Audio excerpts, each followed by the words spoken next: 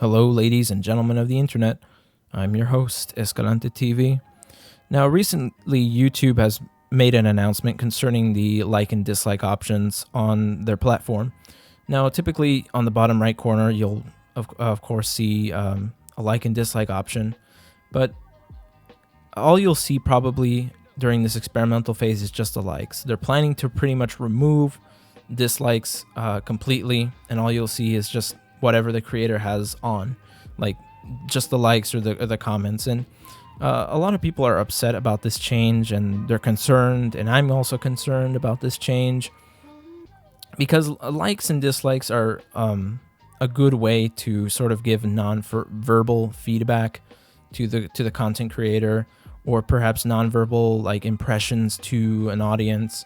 And that's also like an open portfolio, or sort of like review chart for an audience member to see, or a content creator to see how this user makes content, whether they're reliable, whether they're credible, whether they're at least informative, or they're sticking to the content that the users like, or they're just impressions pretty much. They give the overall impression of the creator, whether they're more likely to get more likes, subscriptions to their channel, or more positive feedback. And here's the thing, right? I treat dislikes as constructive feedback. That's why I always say, dislike the video if you dislike it. But I may not be able to say that anymore if YouTube decides to remove dislikes, because they also help me like see whether I'm making content that sort of is favorable to people. It also gives me the idea of what not to do, what to and what to develop in my videos, how I can make them the best they can be. They're not going to be like perfect. They're not going to be like Hollywood. I have 16,000 ready to put on each video, or anything like that. They're not very high budget. I do barely any scripting or scripting at all. I don't really do that. I do take like multiple takes, but I pretty much just say whatever I feel like it at the moment. And seeing what people say in the comments, or perhaps if you don't feel like commenting, I know the dislike option is there, and I'd say like, oh, okay, that video didn't perform so well, so what do I need to do the next time so I can probably really make a better like to dislike ratio. And in the past, I have made some videos that have bombed in the like to dislike section. I think I made a video on Leafy that I don't know, the like and dislike ratio didn't look too good. But I knew, okay, I probably shouldn't really like talk about like bigger YouTube drama, I guess. And I also made like a couple of political videos during the election week here in the States. And then I made a video on the day of the Capitol riots, and I saw the like to dislike ratio, and I was like, okay, I should probably not sprinkle in political videos or on current events, or political videos at all that could rile up a conversation in the comments. I know on the internet, like everybody likes to pretty much disagree on politics. Politics, can get people really heated on the internet. And I decided that doesn't really fit the content of my channel. So I used, I referred to the like and dislike bar, and I was like, okay, I'm probably going to remove those and just focus on gaming, anything on the internet, anything that interests me or interests other people. I'm going to post it. So that's my take on dislikes. But other creators are sort of worried that YouTube may not be entirely listening to the creators in a way that they may be perhaps be favoring the higher ups or people with corporate backing to sort of make this decision, because nobody really asked to basically remove dislikes from the platform. Like I know dislikes are also used by trolls and people who just like to dislike for the heck of it, just give a person a bad day.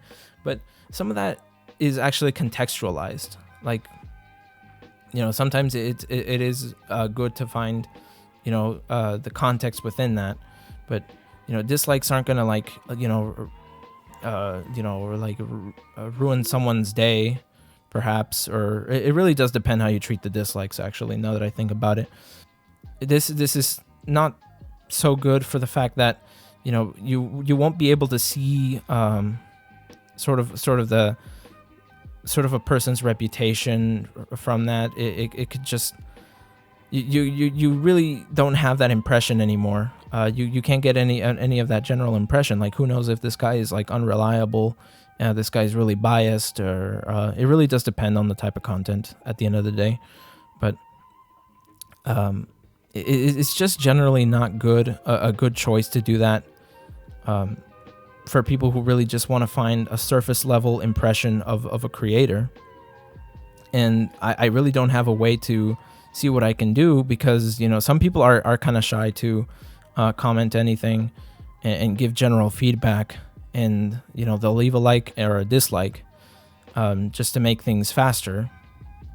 And now it's going to be even more difficult if YouTube does progress with this whole removing dislikes entirely, because now all I'll see is just likes, and who knows, perhaps the person could remove the comments, and they can just make themselves look like they are a positive person, and you know, it can also like mislead people to, you know, like say that, oh, everything is fine, everything's positive.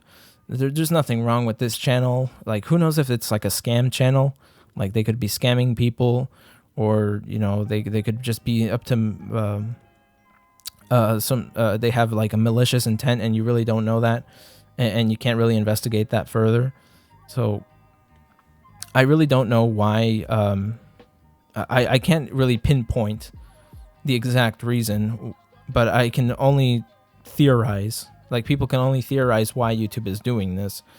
And more concretely, people are saying, you know, YouTube is being corporate again, and giving bigger people in power more power. Okay, so I did some more digging around, and another idea that's also being tossed around is that YouTube could be removing dislikes for the fact that advertisers typically go for videos that have better impressions, and for their, you know, to advertise their brands on a certain video, and that could generate more revenue if there's just better overall impressions. So that could be sort of a money tactic that YouTube could be pulling off. I'm not too sure. They sort of tried to do something a lot more shadier back in 2016, and it's a good thing the community did rise up, and it is good for the community to say, hey, no, we don't want this. We're gonna put our foot down and say no, and it gives a general impression of what you know, what to do next.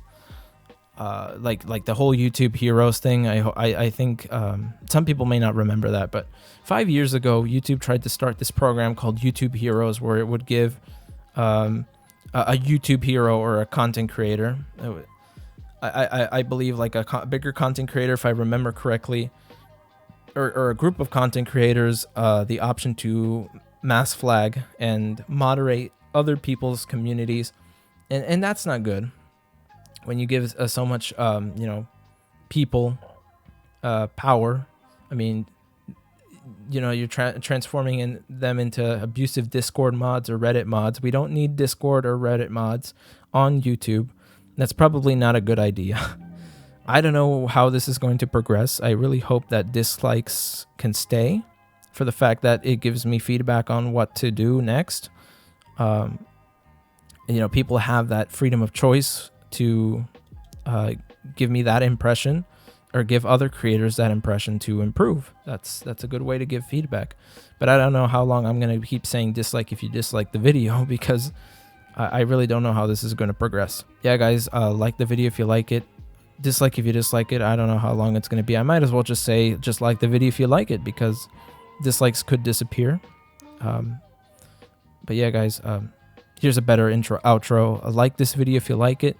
Subscribe for more videos like this. Comment down below what you think, and I'll see you guys in the next one. Peace.